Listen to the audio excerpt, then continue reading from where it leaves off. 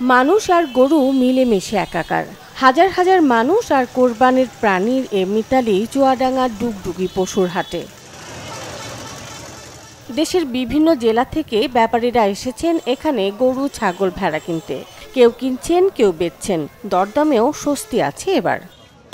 অবস্থা ভালো, গরু আমদানি আছে, বেচা কিনা হচ্ছে, তবে বাজার কম আছে। দুইটা কিনছি, বাজার মোটামুটি ভালোই মনে হচ্ছে, তো দুটো 18,000 টাকায় কিনছি।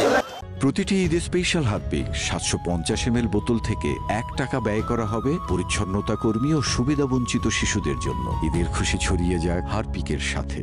জেলার অন্যান্য হাটেও একই চিত্র। এবার হাটগুলোর পরিবেশে সন্তুষ্ট ব্যবসায়ীরা।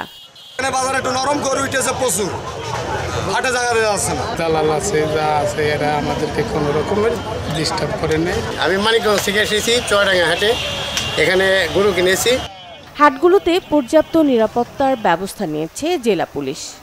কর্তৃপক্ষ আমরা সার্বক্ষণিকভাবে নিরাপত্তা দিচ্ছি। কোনো রকম যদি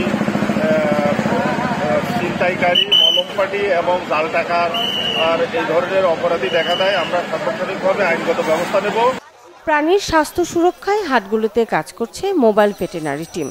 গরুর হাটে আমাদের ভেটেরিনারি মেডিকেল টিম থাকবে, যেখানে ক্রেতা এবং বিক্রেতা উভয়ই আমাদের পরামর্শ গ্রহণ করতে পারে। আমাদের এই ভেটেরিনারি মেডিকেল টিম এই ঈদের আগ পর্যন্ত তারা তাদের কার্যক্রম পরিচালনা করবে।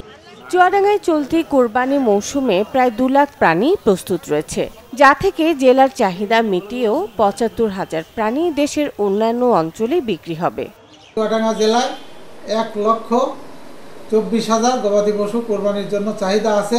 সেই হিসাবে 75,000 গবাদি পশু এই জেলাতে উদ্বৃত্ত থাকবে, যা চুয়াডাঙ্গা জেলার চাহিদা মিটিয়ে অন্যান্য জেলাতে সরবরাহ করা হবে।